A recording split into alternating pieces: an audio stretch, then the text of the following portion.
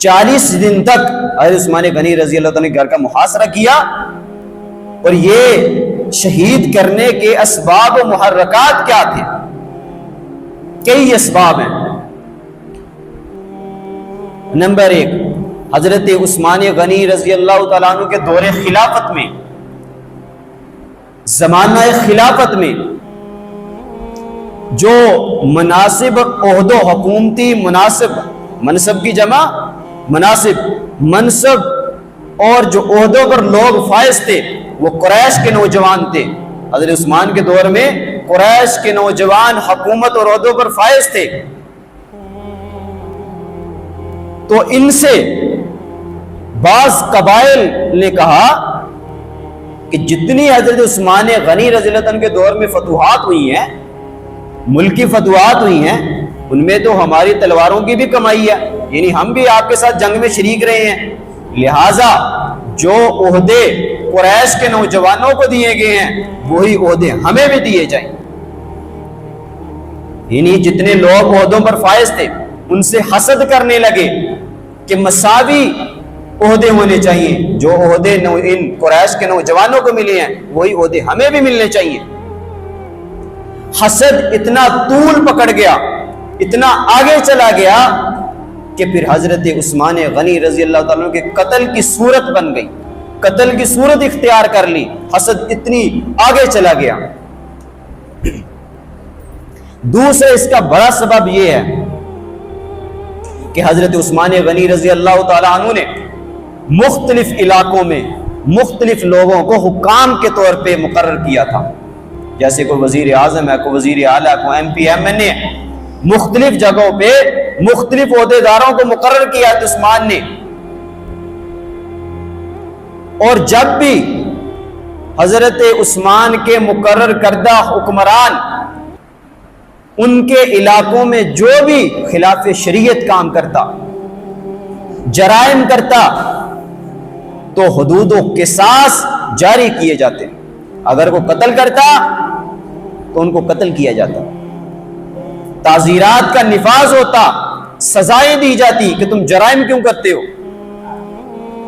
بالخصوص کوفہ، مصر،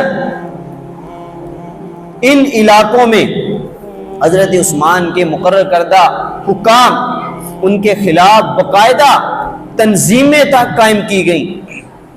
کیوں کہ حضرت عثمان کو کہا کہ یہ جو آپ نے حکمران قائم کیے ہیں، مقرر کیے ہیں ہمارے اوپر، ان کو معزول کر دیا جائے، ان کو عہدے سے ہٹا دیا جائے۔ کیوں؟ اس کی وجہ یہ تھی کہ خلاف شریعت کام کرنے پہ ان کو سزا دی جاتی تھی۔ حضرت عثمان غنی رضی اللہ تعالیٰ پر دباؤ ڈالا گیا تحریکوں کی صورت میں کہ اپنے جو آپ نے حکمران ہمارے اوپر قائم مقرر کیے ہیں ان کو معزول کرو، لیکن حضرت عثمان غنی رضی اللہ تعالیٰ ان کی باتوں میں نہیں آئے، ان کے دباؤ کو قبول نہیں کیا۔ تو یہی حضرت عثمان غنی کا ان کا دباؤ کو قبول نہ کرنا، اسی وجہ سے حضرت عثمان غنی رضی اللہ تعالیٰ کو شہید کر دیا گیا، جن میں سر فہرست فتنہ سبائیت شامل تھا، پیش تھا۔ فتنہ سبائیت کا بانی عبداللہ بن سبا ہے، جو ایک یمن کا رہنے والا یہودی تھا اور تقیہ اور جھوٹ کے ذریعے اپنے آپ کو مسلمان ظاہر کرتا کہ میں مسلمان ہوں، لیکن اندر سے بڑا منافق تھا۔ اس نے مصر کے اور دیگر دیہاتوں میں مختلف علاقوں میں جا کے حضرت عثمان غنی رضی اللہ تعالیٰ عنہ کے خلاف لوگوں کو ابھارا، بھڑکایا کہ ان لوگوں کو ختم کر دیا جائے، شہید کر دیا جائے۔ مصر میں پہنچا اور مصر کے لوگوں کو اپنے ساتھ ملا لیا، وہ تمام لوگ اس فتنے کے شکار بن گئے، وہ ان کے ساتھ مل گئے۔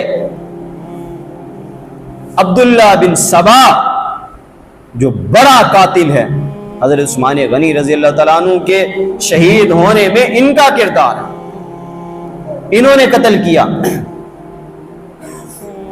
اور گھر میں محصور ہیں، بند کر دیے گئے ہیں۔ اور گھر کی کافیت کیا ہے؟ 40 دن تک کسی کو اجازت نہیں کہ اندر حضرت عثمان غنی کے لیے پانی لے کر جائے، کسی کو اجازت نہیں ہے کہ حضرت عثمان غنی کے لیے کھانا لے کر جائے۔ حضرت جبیر بن محتم رضی اللہ تعالیٰ عنہ، اس نے حضرت علی رضی اللہ تعالیٰ عنہ کو فرمایا کہ حضرت عثمان غنی رضی اللہ تعالیٰ عنہ کو گھر میں بند کر دیا گیا ہے، کسی کو اندر پانی لے کر جانے کی اجازت نہیں ہے۔ حضرت علی رضی اللہ تعالیٰ عنہ نے تعجب کا اظہار کیا کہ کیا واقعی باغی اس حد تک پہنچ سکتے ہیں؟ حضرت جبیر بن محتم رضی اللہ تعالیٰ نے جواب دیا کہ حضرت ایسی ہی بات ہے کہ وہ پانی بھی پینے نہیں دے رہے۔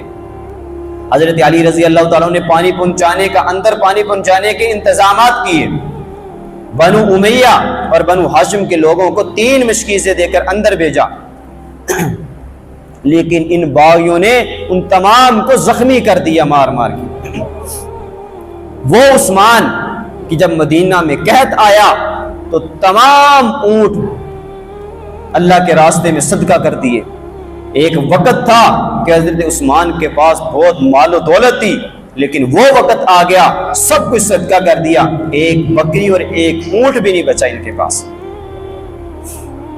جب مدینہ میں قحط آیا، ایک میٹھا کنواں خرید کے لوگوں کے حوالے کیا، لیکن آج وہی عثمان جس نے پانی کا کنواں خرید کر حوالے کیا، لوگوں کی غربت کو دور کیا، آج ایک لقمہ کھانے کی اجازت نہیں ہے، ایک پانی کا گھونٹ پینے کی اجازت نہیں ہے۔ کسی نے پوچھا کہ امیر المومنین جب آپ کو بھوک اور پیاس لگتی ہے کیا کرتے ہیں؟ فرمایا کہ بھوک لگتی ہے تو قرآن پڑھتا ہوں، پیاس لگتی ہے تو نماز پڑھتا ہوں۔ اور بعض لوگ کہتے ہیں کہ حضرت علی کو حضرت عثمان کے ساتھ بڑی نفرت تھی، بڑا بغض تھا۔ تو میں نے کہا جی اتنا ہی بغض تھا تو پھر حضرت علی اپنے بیٹوں کا نام ابو بکر عثمانوں کیوں رکھتے ہیں؟ ابو بکر بھی رکھ رہے ہیں، عمر بھی رکھ رہے ہیں اپنے بیٹوں کا نام، عثمان بھی رکھ رہے ہیں۔ اگر بغض ہوتا، کسی کے ساتھ نفر ہو تو اس کے نام پہ نام رکھا جاتا ہے۔ اگر یہی بات تھی کہ نفرت تھی تو پھر حضرت علی نے اپنے دونوں بیٹوں کو، حضرت حسن اور حضرت حسین کو، حضرت عثمان کے گھر کے دروازے پہ پہرے دار کھڑا کیا کہ کوئی بندہ حضرت عثمان کو قتل کرنے کے لیے اندر داخل نہ ہو۔ اسی طرح حضرت طلحہ نے اپنے بیٹے کو پہرے دار کھڑا کیا حضرت عثمان کے گھر میں۔ حضرت زبیر نے حضرت اپنے بیٹے حضرت عبداللہ کو حضرت عثمان کے گھر میں پہرے دار کھڑا کیا۔ اس صحابہ میں محبت تھی تو پہرے کے لیے کھڑا کر رہے ہیں، لیکن کچھ وقت گزرنا تھا، کچھ لوگ اندر حضرت عثمان غنی رضی اللہ تعالیٰ عنہ کے اندر گھسے۔ اس سے پہلے مختلف صحابہ نے تجاویز پیش کی کہ حضرت آپ یہ کر لیں، آپ یہ کر لیں۔ حضرت علی رضی اللہ تعالیٰ عنہ نے فرمایا، پیغام بھیجا حضرت عثمان کو کہ میرے پاس 500 زرہ پوش نوجوان ہیں جن کے پاس لڑنے کے لیے تلوار ہے، آپ حکم دے۔ آپ نے ایسا کوئی جرم تو نہیں کیا جس کی وجہ سے آپ کو قتل کیا جائے، آپ حکم دے، ہم ان کو قتل کر دیتے ہیں، ان باغیوں کو بھگا دیتے ہیں۔